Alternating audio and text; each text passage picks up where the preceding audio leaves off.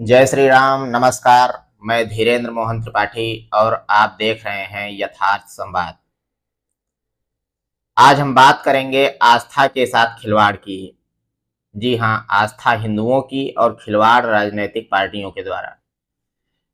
हम बात कर रहे हैं तिरुपति मंदिर के प्रसाद में मिलावट की।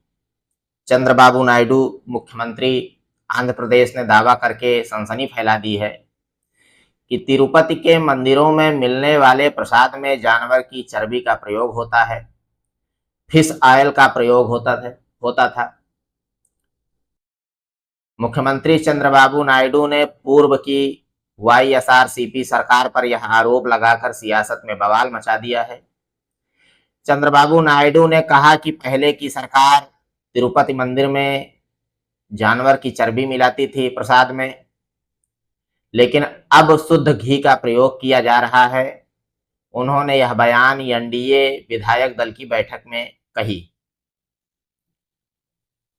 तिरुपति मंदिर के प्रसाद में फिश ऑयल मिलने की पुष्टि भी हुई है। चंद्रबाबू नायडू ने यह कहा कि प्रसाद में मिलने वाला लड्डू भी घटिया सामग्री से बनाया जाता था। आपको बता दें कि तिरुपति मंदिर में मिलने वाला प्रसाद का संचालन टीटीडी यानी तिरुमाला तिरुपति देवस्थानम करता है।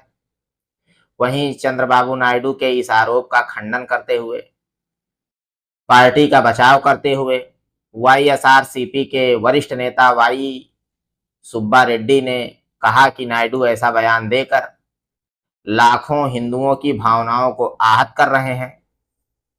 वाई सुब्बा रेड्डी ही उस समय टीटीडी तिरुमाला तिरुपति देवस्थानम के अध्यक्ष भी थे। तिरुपति मंदिर भगवान विष्णु के अवतार श्री वेंकटेश्वर को समर्पित है। यह मंदिर तिरुमाला की पहाड़ी पर बना है। यह तिरुपति बालाजी के नाम से भी जाना जाता है। इस खबर से यह पूरी तरह स्पष्ट है कि किस तरह सरकारें अपने हितों की रक्षा के लिए हिंदुओं के मठ मंदिरों पर अपना नियंत्रण रखकर धर्म का सत्यानाश करने पर तुली हैं। थोड़ा और विस्तार से अगर इसको समझें तो 2019 में पुरी के श्री जगन्नाथ मंदिर मामले में जस्टिस बोबड़े अब जो सेवानिवृत्त हो चुके हैं, उन्होंने कहा था कि मैं समझ नहीं पाता कि सरकारों को मंदिरों का मठों का संचालन क्यों करना चाहिए। साथ ही उन्होंने तमिलनाडु का एक उदाहरण देते हुए यह भी कहा जहां सरकारी नियंत्रण के दौरान कीमती देवी देवताओं की मूर्ति भी चोरी होती रही। सरकारी नियंत्रण में था मंदिर और वहां से देवी देवताओं की मूर्ति गायब हो गई। इससे पहले 2014 में सुप्रीम कोर्ट तमिलनाडु के नटराज मंदिर को सरकारी नियंत्रण से मुक्त करने का आदेश दे ही चुका है। अब धर्म स्थलों को सरकार अपनी झोली भरने के लिए विकास के नाम पर पर्यटन स्थल बना रही है, ताकि पर्यटन के नाम पर धन इकट्ठा किया जा सके।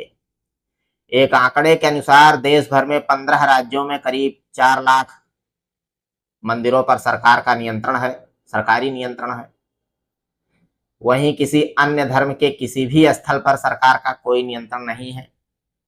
भारत के कई आर्थिक रूप से संपन्न मंदिरों पर सरकार का कब्जा है। हिंदू मठ मंदिरों से प्राप्त धन को सरकार गैर हिंदुओं के लिए खर्चा करती है।